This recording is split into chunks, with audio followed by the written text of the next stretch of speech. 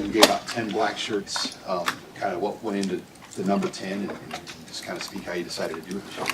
Yeah, same way since we got here. Just the 11 guys who start, they're going to wear it. So we had one position where the deep tackle position where we feel like the two guys are still battling for the job. So they went to watch last night's practice and make a decision today. I have not talked to them yet to see who, but we got a bunch of guys there that played really well. Jalen George, Keona Davis, and so I think it was more a credit to both guys. But we haven't wanted to make it a 13, 14, 15 person participation trophy type deal. We wanted to make it kind of as I got here, as I've said before.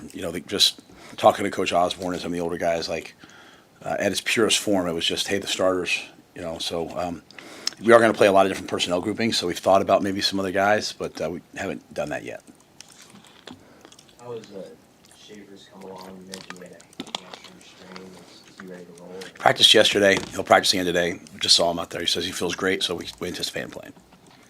As you just shifted to game preparation, what did you see from the team in terms of their level of focus or how they went about their business? Team's been great. I think they want to play. I think it's very evident. Very mature team. As I said the other day, on Saturday they've probably sent me. I probably got 50 text messages from guys just as they were watching different games and seeing different situational football happen or some of the mistakes we told them would happen in first games. So I think they recognize what's ahead of them. They recognize some of the rulings that were made in terms of the new rules in terms of simulating a snap on defense with a shift or illegal substitution rules that delay a game that are now prevalent. So we've been very locked in. Hopefully we continue that tonight. Find clarity in the kicker competition, and is that different than the kickoff? Who might handle kickoff? Yeah, it's definitely different. I think Kyle will go out and he will kick for us first. He would be the starter as of today, and then both Tristan and John have been battling out to be the kickoff person. Kyle would also be the backup punter. What's your schedule like? How early do you guys get on the buses to head down to Kansas City? Yeah, we're going to have the guys come in and have breakfast tomorrow. We'll practice tonight. Come in and have breakfast tomorrow. We'll meet and walk from 10 to noon. Then we'll give them have like 12 to 1 to get themselves settled, eat lunch. Then we'll get on the buses at 1. We're going to go right from here to Arrowhead. That will take about 3 hours. At the Arrowhead at 4:15, however that works out. We'll do a light walk through. This group of guys has really enjoyed seeing the visiting stadiums. So very light walkthrough. Usually we try to see who can hit the goalpost with a football. The guys kind of mess around, just somewhere to get familiar with the scenario. Then we'll go to the hotel. We'll go see a team movie. I think they picked Superman, and then we'll have snack, and then get into our game day. With it being an 8 p.m. kickoff, just how do you go about managing all that goes into the wait before heading into? Yeah, there's not much you can do to manage waiting. Waiting's waiting, right? It's brutal. If it's one thing to do on a Saturday because there's at least games on. But we try to break the day up. They don't have to come down. We have a rolling brunch till about 11. Then we'll go to a local high school at 11, and we'll go out and we'll try to get outside the house. So outside the house, outside the hotel. We've done that for a long time, and so we'll mess around a little bit at the local high school, come back, and then guys will just kind of head up, take a nap, hang out, and then we'll come back down and get our stuff started. How will you specifically handle that? Because you've talked about how you get a little anxious with night games sometimes. Yeah, I think the anxiousness.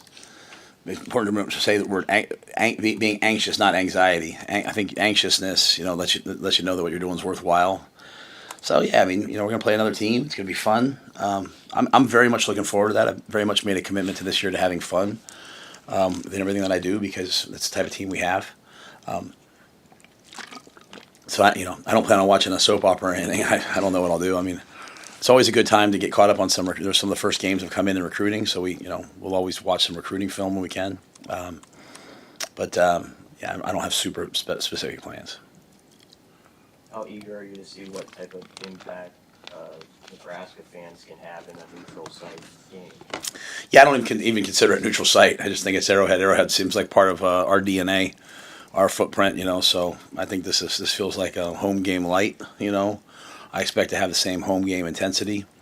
I think, if not maybe even more so, because we're more excited as a fan base to see this team for the first time. Obviously we're playing a great team like Cincinnati. When you have a chance to play another Power 4 team, that's exciting.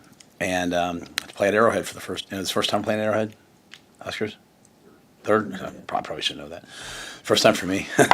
So, but so I think it'll be hopefully exciting. How excited are you for, you had a couple former guys that was reported to make 53-mans and rosters in Fedoni and John Bullock, just those guys and what they're getting done? Yeah, I think you've heard me say before, Fedoni's very special to like my family, like Julie, Vivian, Leona. They're like the biggest Fedoni fans. He's got his dog Rambo. We have our dog Nala. Like it's just for some reason from day one they've just all connected, and so we have a little family group chat every time he scores. One of the kids will put him on there, and so Leona and I on Saturday were going to play softball. I had a chance to talk to him for a long time. I think the most important thing is that they had a really deep tight end room. He had a really good camp. And so even if he didn't make that team, he was going to make a team. But, I'm really proud of him because I've seen everything that he went into him coming back. I've seen the video of that second knee injury. It's grotesque. And so all the work that he had to do to come back, all the things he had to overcome, and he took. There was always a lot of flack for him for some reason. There was always a lot of flack for him that he had to deal with. And I just love the guy. I mean, I just thought he overcame the odds. And then Johnny Bullock, I made a point to our team. I think we released a video where I said something like, I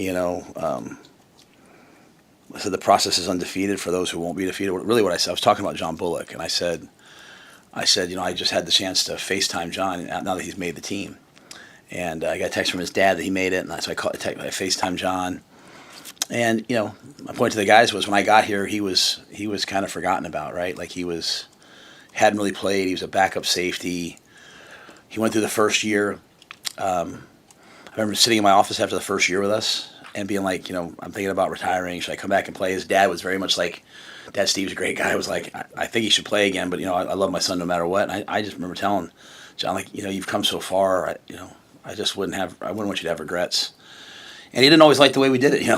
I'd yell at him at 9 on 7 to run through and hit people and was always on him. But I think we all knew what he could be. And so, what I said to our guys is the process works for those who will work, and the process is undefeated for those who won't be defeated. And that's John Bullock. He just kept pulling himself up. Nothing was handed to him.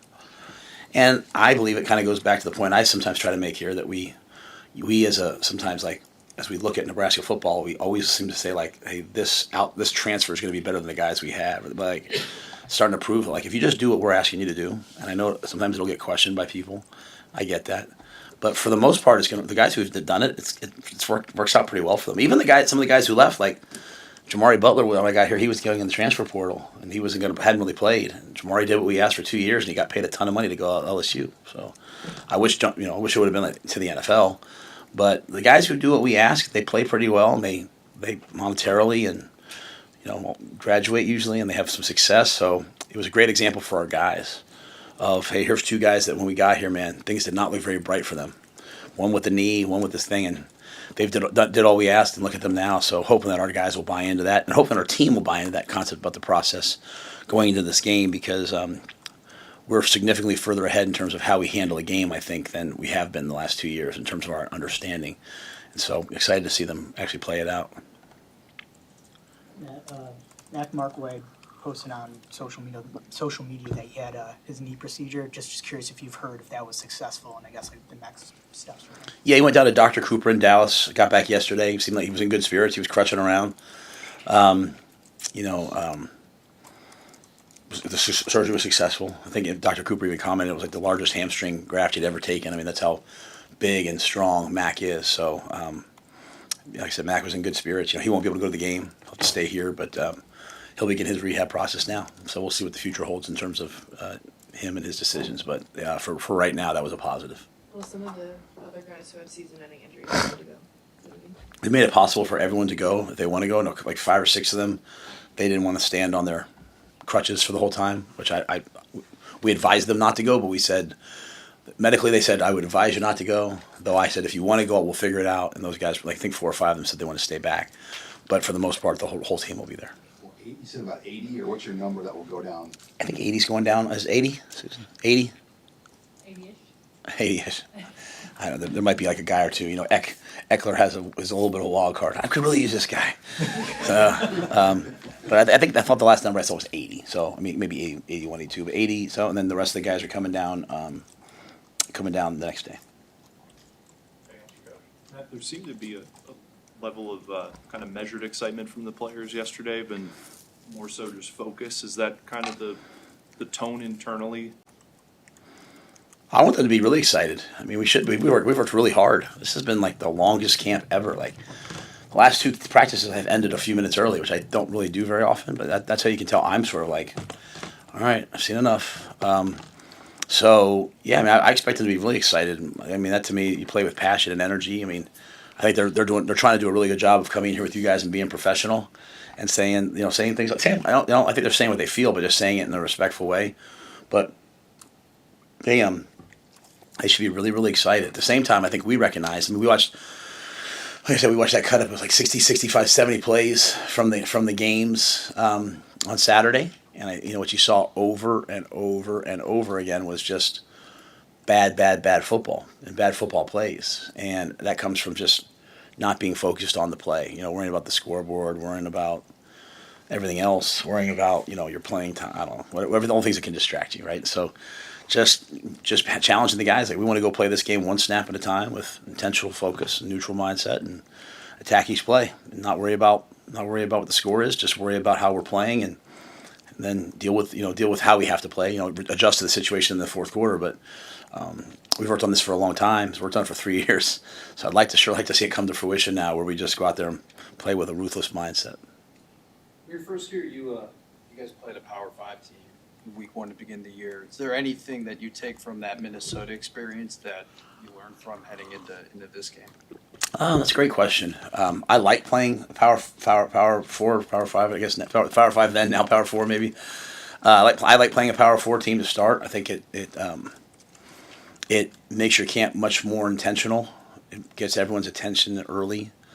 I felt like that Minnesota game, I felt like we should have won it. We had it won. That being said, we weren't as far along, and I think I commented many times, I didn't have us as ready for the crowd noise and all the things that, the gold out at Minnesota would have. I sometimes say things like that, and I could probably put a caveat there, but it sounds weak. Like, we were working on a lot of other things. We weren't probably ready for all that. We were just trying to learn some basic things at the time. But I feel like I have gotten to my part. I've gotten the team ready in terms of situationally. We should be prepared for everything.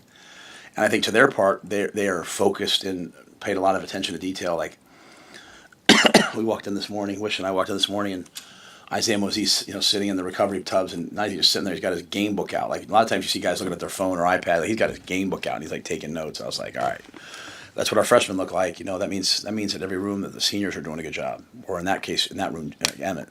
So, so I feel confident that we'll play. And at the same time, also knowing the first game, you don't know what to expect. Like, Cincinnati could come out, and it could be all 4 down. It could be all cover 0. It could be all, they could come out, and they could have gone to high tempo. They could have, you don't know. So you have to have smart coaches and coordinators and players who can adjust on the fly, and I think we're prepared for that. Thanks, guys. See you guys there.